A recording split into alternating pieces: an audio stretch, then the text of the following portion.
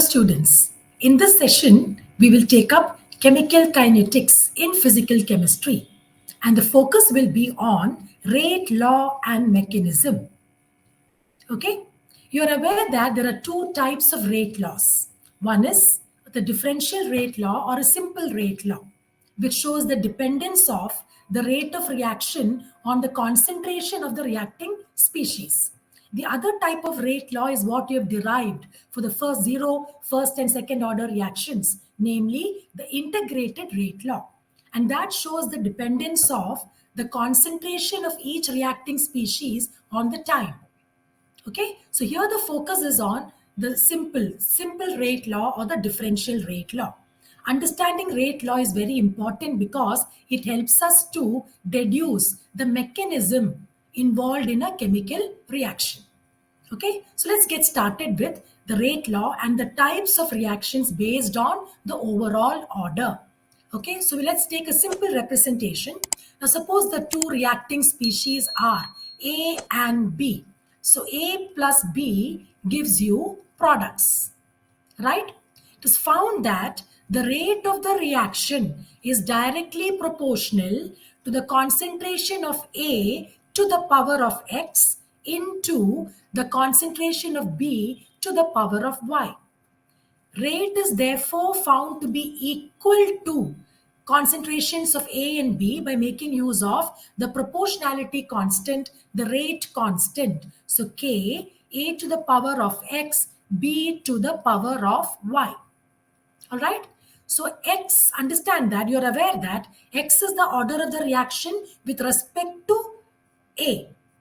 Right, with respect to the reactant A, Y is the order of the reaction with respect to the reactant B. In other words, the overall order of the reaction represented by N is equal to X plus Y. Depending on the value of the overall order of a reaction or X plus Y, we can have different types of reactions. Okay, so let's first consider the reaction which is referred to as a zero order reaction. Now, in a zero order reaction, the overall order is equal to 0 or X plus Y is equal to 0. That is what is meant by a zero order reaction. To understand this better, let's write down the reaction as R, where R depicts the reactants. Reactants giving you products. Okay, so according to the zero order reaction, the rate of the reaction is equal to K into concentration of R reactant to the power of 0. The overall order is 0, right? What does this imply? That the rate is equal to K. It is independent of the concentration of the reactant. In other words, whatever changes we make to the concentration of the reactant, the rate does not change. The rate always remains a constant. Okay, so that is about a zero order reaction. Now moving on to the first order reaction. So as we said, as we stated with respect to the zero order reaction, for a first order reaction, the overall order will be equal to 1 or X plus Y is equal to 1. So for example, suppose we represent the reactants as R. So R giving you products. The same illustration, the rate of this reaction is found to be equal to K into concentration of R to the power of 1. All right. So what does this imply? As the concentration of R is doubled, the rate is also doubled. If the concentration of R is tripled, the rate is also tripled. The rate is directly proportional to the concentration of the reactant. Okay. That is about a first order reaction. Now moving on to a second order reaction. Now, in a second order reaction, as we stated earlier, the overall order of the reaction will be 2. X plus Y is equal to 2. So if we depict only one reactant, so reactants giving you products, in such a scenario, the rate is found to be equal to, rate is equal to the proportionality constant, the rate constant, into concentration of R to the power of 2. All right, the overall order is 2. So what do we notice? If you double the concentration of the reactant, the rate will be square 4 times. So if you triple the concentration is 3 times, made 3 times, then the rate will be 3 square 9. 4 times 4 square 16. Okay, so that is the dependence of the rate of the reaction on the concentration of the reactant. The rate is dependent on the square of the concentration of the reactant. Okay, so this is how we determine the simple rate expressions or rate laws for a zero, first and a second order reaction. And you're also aware that the order of a reaction and hence the rate expression is determined only experimentally. Only once you know the order of the reaction can you deduce the rate law or the rate expression, and the order is determined experimentally. Okay. Now let's summarize what we have learned so far. The entire summary is written here. Here we have the change in concentration of the reactant and correspondingly what are the changes in the rate if it is a zero order reaction, a first order reaction or a second order reaction. So suppose we double the concentration of the reactant, you know that for a zero order there is no change in the rate, right? Because in a zero order reaction, the rate of the reaction is independent, does not depend on the concentration of the reactant, right? If you double the concentration of the reactant, the first order, the rate in a first order reaction will also be doubled, directly proportional.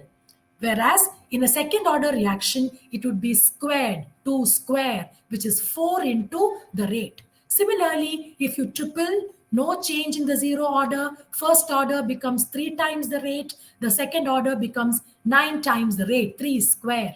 If you quadruple the concentration, so if you triple the concentration, then if you quadruple, if you make the concentration of the reactant 4 times, if that is the change, zero order, no change. For the first order, the same change. The rate is also quadrupled or 4 times, right? And what about the second order, 4 square? The rate would be 16 times.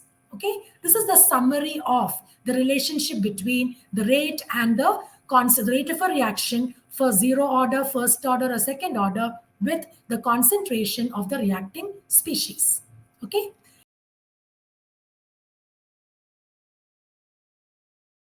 To first find out the rate law, we have to first find out the order of the reaction with respect to both the reactants mentioned in the reaction. And finally, using the rate law, let's also deduce or propose a mechanism. Okay, so this is the equation, reaction.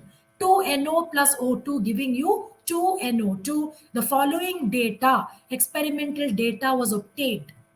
The following experimental data was obtained for the chemical reaction between nitric oxide and oxygen. Okay, so this is the experimental data. All right, so let's solve this. Now, the first part of the question can also be is also a type of question which can be asked in section B of your JEE exam paper, which is the numerical value type question. They could ask you a question where they're asking you to find out the order of the reaction with respect to, say, only nitric oxide or only oxygen. Okay, so let's first find out the order of the reaction with respect to nitric oxide and oxygen, and we can do it in a very quick manner. All right, so now let's write down X. Let X be the order of the reaction with respect to nitric oxide. Okay, let X be the order of the reaction with respect to nitric oxide, and let Y be the order of the reaction with respect to oxygen. All right. So now let's write a hypothetical rate expression, which is rate is equal to K concentration of NO to the power of X into concentration of oxygen to the power of Y. All right. We need to find out X and Y.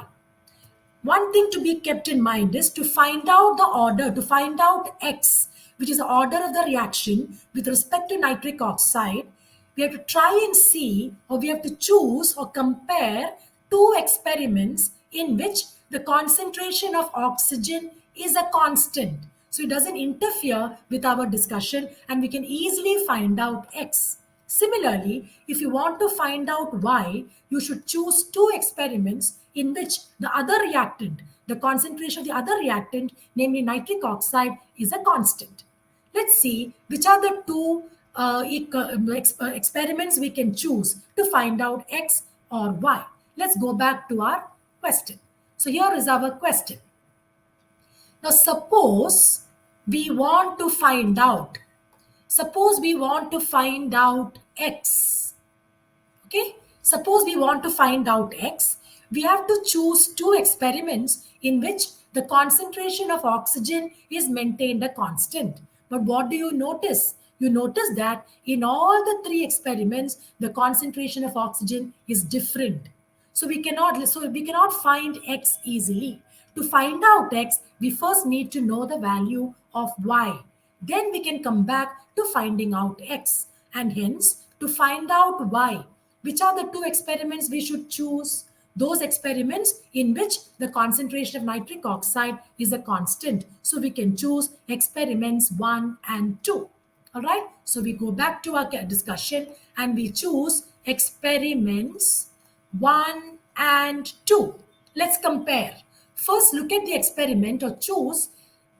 So focus on that experiment which has got a higher rate. You notice that experiment 2 has a higher rate, 4 into 10 to the power of minus 3. That of experiment 1 is 2 into 10 to the power of minus 3.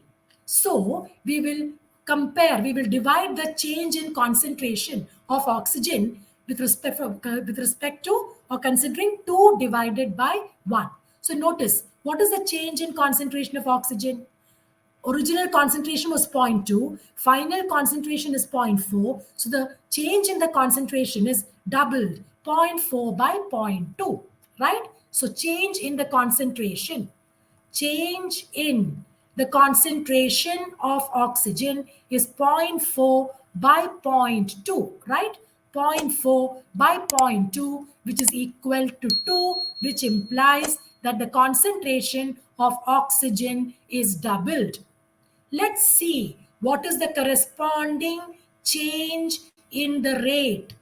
Okay, so the higher rate was 4 into 10 to the power of minus 3 divided by 2 into. So 4 into 10 to the power of minus 3 divided by 2 into 10 to the power of minus 3. So that is equal to 2. In other words, the change in rate is 2 times, or the rate is also doubled. So what have you summarized before? If the change in concentration is doubled, and if the rate is also doubled, what can you say about the order Y? Y is equal to 1. It is a first order reaction. We have used a very simple way, logical way of finding out the order Y. We can also use a mathematical way to find out Y, which is slightly more time consuming. So this would be a better way to use in competitive exams. But the mathematical way will have to be used to find out the other order, to find out the order with respect to nitric oxide, which is X, because the concentration of oxygen is different in all the three experiments. Let's apply the mathematical way to find out X, the order with respect to nitric oxide.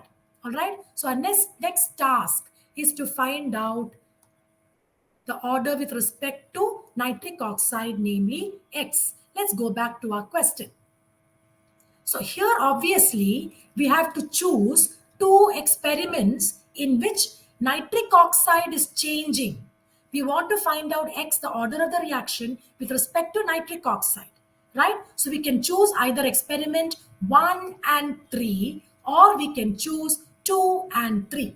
Let's choose experiments 1 and 3 and do it the mathematical way. Okay, so we are choosing experiments 1 and 3. So the experiment the rate 1. So we're going to substitute all the values from the table in this expression, hypothetical expression, rate is equal to k NO to the power of x into O2 to the power of 1. We already found out the value of y as equal to 1. Here again, let's see which amongst the experiments 1 and 3 the rate is larger. The rate is larger for experiment 3, which is 3.2 or 0.032. So 3.2, so for experiment 3, 3.2 into 10 to the power of minus 2 is equal to k into, what is the corresponding concentration of nitric oxide in experiment 3? 0.6. 0.6 to the power of x into 0.8 to the power of 1. Okay, so that is corresponding to experiment 3. Now corresponding to experiment 1, let us make the substitutions. In experiment 1, the rate is 2 into 10 to the power of minus 3. So here we write 2 into 10 to the power of minus 3 equal to k into the concentration of nitric oxide is 0.3, that of oxygen is 0.2. So 0.3 to the power of x into 0.2 to the power of 1. Now let's do 3 divided by 1. 3 divided by 1, right? So we write 3.2 into 10 to the power of minus 2 divided by 2 into 10 to the power of minus 3. K gets cancelled, right? K gets cancelled. Here we have 0.6 by 0.3, which is what? 2, right? So 2 to the power of x into 0.8 by 0.2 is 4. 4 to the power of 1. Okay? So how do we modify this? This is nothing but 3.2 into 10 to the power of 1 divided by 2. So what is that?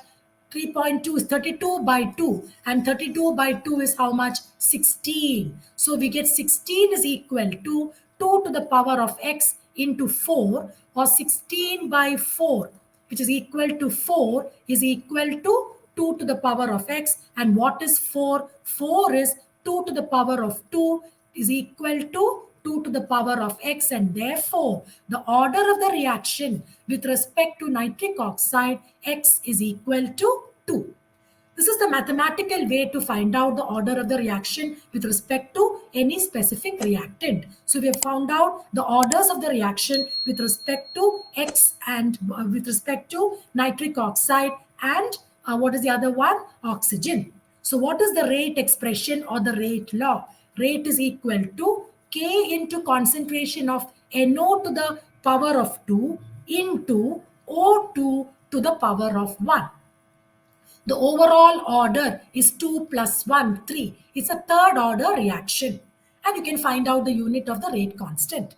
But that is not the next question asked. The next question asked is to propose or deduce a mechanism for this reaction. For that, let's first write down the overall reaction 2NO plus O2 giving you 2NO2. And what is the deduced rate law? Rate is equal to K NO to the power of 2 into O2 to the power of 1. Okay?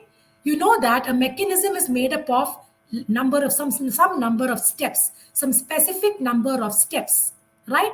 Each step is called an elementary step, and each elementary step should have a maximum of only 2 reactant molecules. Whenever you have multiple steps, it becomes a complex reaction. And in that complex reaction, one of the reactions will be the most important reaction because it has got the least rate. We call it as the rate determining step or the slowest step because of its high activation energy. You have learned all this in your curriculum, right? So we first have to find out or see whether we can write down or identify which one amongst the steps is the rate determining step. Okay? For that, I'm just giving a few tips to write down the mechanism very easily. The overall order is 3. If the overall order is 3, the first step will not be the rate determining step because rate determining step is an elementary step. It should have only a maximum of two reactant molecules, right? And one more information, one more feature is that the rate determining step, the most important step in the mechanism, should correspond to the rate law. In other words, in the rate determining step, there should be two molecules of nitric oxide and one molecule of oxygen. But if we represent that in the rate determining step as the first step, there will be an overall of three molecules and therefore it is not valid. Okay, we can have only a maximum of two reactant molecules in every elementary step. So the first step will be a fast step, will not be a rate determining step or the slow step. So let's write down. So we have got two reactants, NO and O2. We can write the first step in two different ways. Let me write the first way here. Let me combine out of the two NOs, let me combine one NO and one oxygen. So you notice that there are only two reactant molecules, 1 plus 1. Or the molecularity in this step is 2. You know what molecularity implies. The number of molecules in any given elementary step, especially the rate determining step. So 1 plus 1 is 2. It is in accordance with the requirement. NO plus O2 will not give you NO2. It gives you an intermediate species, NO3. Now, this intermediate does not figure in this overall equation reaction. So, it has to be used up in the next step. NO3, okay? Remember, okay, NO3 will now have to react with what? NO3 will now have to react with one more NO molecule because in the overall reaction, there are two NOs and one O2. In the first step, we have used only one out of the two NO and O2. So what is left behind? One more NO is left behind and the intermediate NO3 will react with that leftover NO. Now see, this NO3 is nothing but, remember you got NO3 in the first step.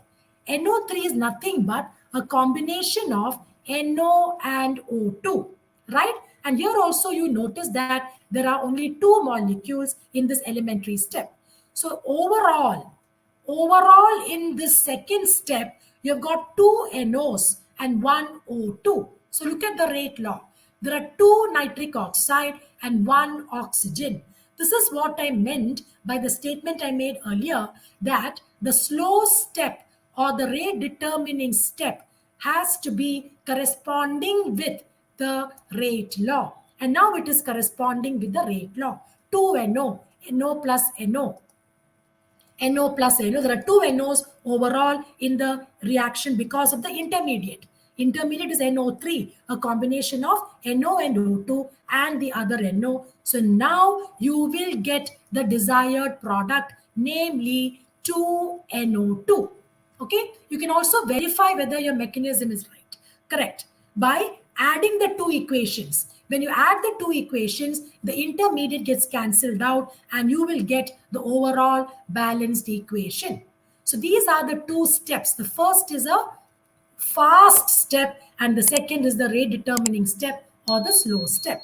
As I told you earlier, you can also propose a different mechanism wherein the first step or the fast step is a combination of two NO molecules because there are two NOs in the overall equation and the order with respect to NO is also 2.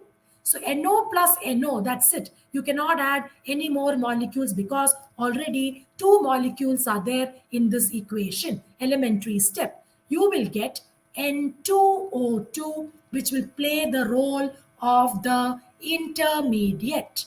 Okay? In the next step, N2O2 is consumed and will react with what? The reactant which we have not used, namely oxygen. So N2O2 will react with oxygen. Now have a look at this step.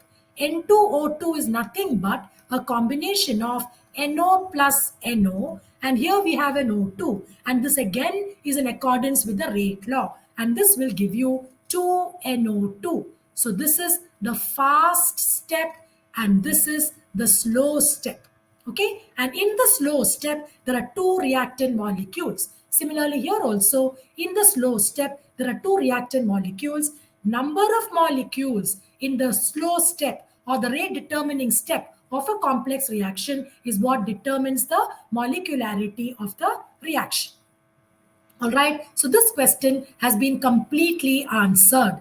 We deduced the order of the reaction with respect to nitric oxide and oxygen from the above experimental data, from which we deduced the rate law, and we also proposed a mechanism which suited the obtained rate law or the deduced rate law. All right. So this was a small discussion on a very important concept in chemical kinetics, which is rate law and reaction mechanisms. Thank you.